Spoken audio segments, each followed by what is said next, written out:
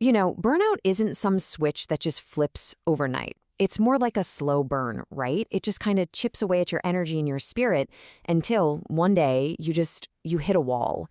If that sounds even a little bit familiar, well, you are in exactly the right place. We're going to walk through a really practical, science-backed plan to help you not just get back on your feet, but to rebuild on a much stronger foundation.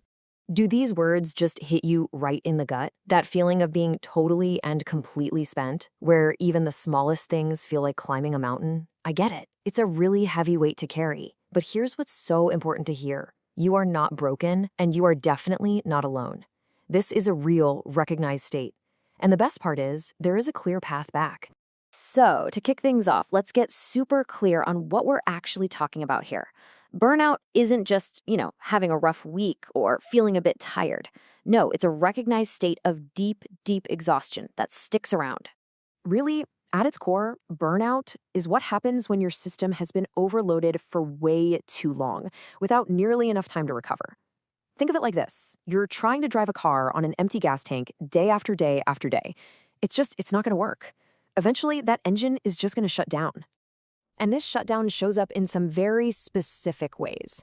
You've got that deep, chronic fatigue that no amount of sleep seems to fix. You might totally lose your motivation or feel kind of numb and disconnected from your work, maybe even from people you care about. And that cynicism, yeah, that's often just a defense mechanism your brain puts up when it's completely overwhelmed.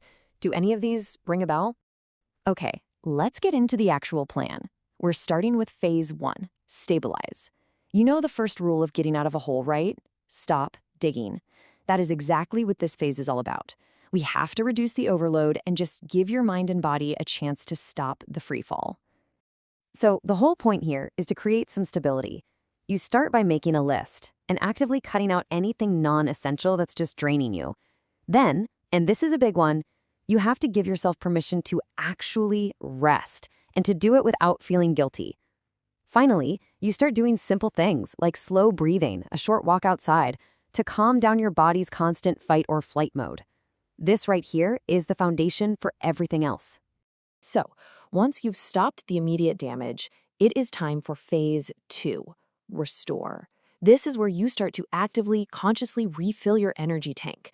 We're shifting from just surviving day to day to actually rebuilding your ability to function, to feel things, and hey, maybe even enjoy life again. Now, this next part, this might be the single most critical step in the entire recovery process. It's a huge mindset shift. For so long, your brain has probably been wired to ask, what do I need to get done? To heal, you have to flip that script completely. The only question that matters right now is, what helps me feel better? Seriously, energy has to come before output, period.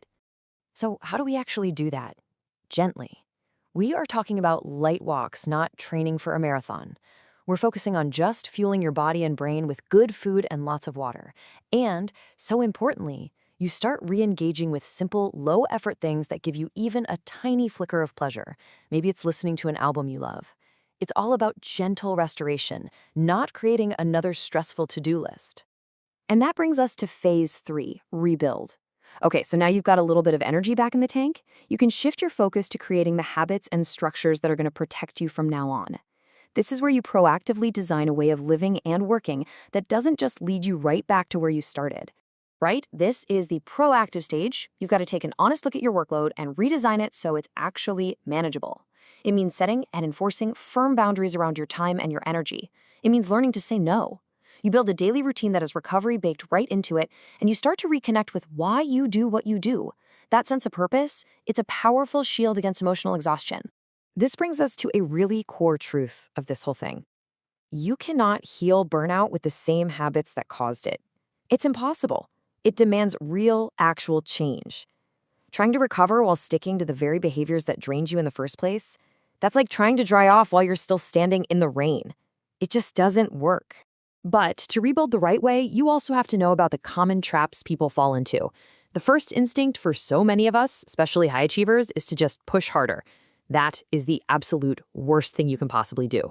It's like flooring the gas pedal when the engine is already smoking.